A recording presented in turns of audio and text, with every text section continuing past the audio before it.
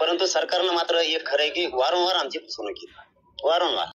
वारंवार मराठ्याची फसवणूक होत असल्यामुळे मनोज जरांगे पाटील यांनी येत्या 24 तारखेला मोठी बैठक घ्यायचं ठरवलंय आणि त्या बैठकीमध्ये मराठ्यांची पुढची भूमिका, पुढची दिशा काय असेल आंदोलनाची हे त्या बैठकीमध्ये ठरवलं जाईल.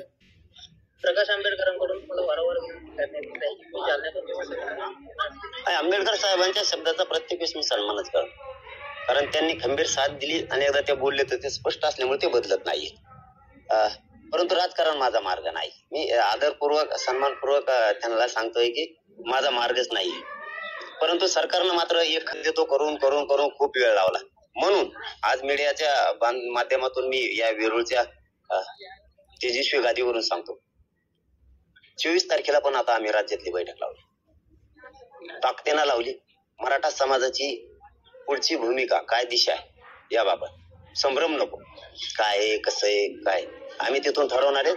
सगळे महाराष्ट्रातले साखळी उपोषण करते, आमरण उपोषण करते, सगळे स्वयंसेवक, कार्यक्रमाचे आयोजक, नियोजक, शेतकरी मराठा, कष्टकरी मराठा, शिक्षक मराठा, वकील बांधव, अभ्यासक आरक्षणावरचे डॉक्टर, हे सगळेचे सगळे त्या 24 तारखेला बैठकीला आंतरवाडी या ठिकाणी जिथं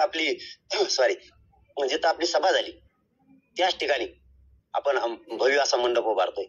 तिथं रात्री मुक्कामी काही बांधव येणार आहेत बाहेर जिल्ह्यातले, त्यांच्यासाठी जेवणाची त्याची व्यवस्था समाजानं केली आणि दुसऱ्या दिवशी म्हणजे 24 तारखेची पण केली, 23 तारखेला येणाऱ्यांची पण केली आणि 24ला पण. आज या मीडियाच्या बांधवाच्या माध्यमातून मी महाराष्ट्रातल्या मराठा समाजाला जाहीरपणानं आवाहन करतोय की आपण एकत्रित बसून पुढच्या आंदोलनाची दिशा, भूमिका नेमकी आपली काय याबाबत आपण सगळ्यांना यावं.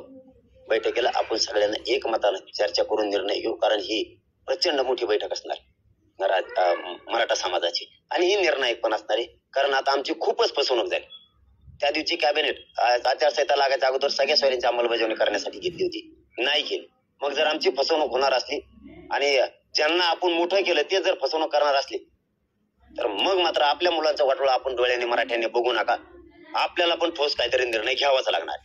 राजकीय की जेणेकरून त्यांना भीती वाटेल अशा प्रकारे मार्ग सुकर होऊन जाईल आणि त्याचबरोबर त्यातील बाहेर तेवढा परिणाम होईल. नाही, तुम्ही म्हणताय ते पण बरोबर आहे, परंतु राजकारण खरंच सांगतो मी, माझा मार्ग नाहीये. सामाजिक चळवळीत, त्या चळवळीतून न्याय मिळवून देणं याच्यावरती मी जास्त विश्वास ठेवतो, जास्त. कारण सामाजिक चळवळीनंच सत्तेत किंवा राजकारणात नसताना ह्या न मिळणाऱ्या गोष्टी मिळाल्या.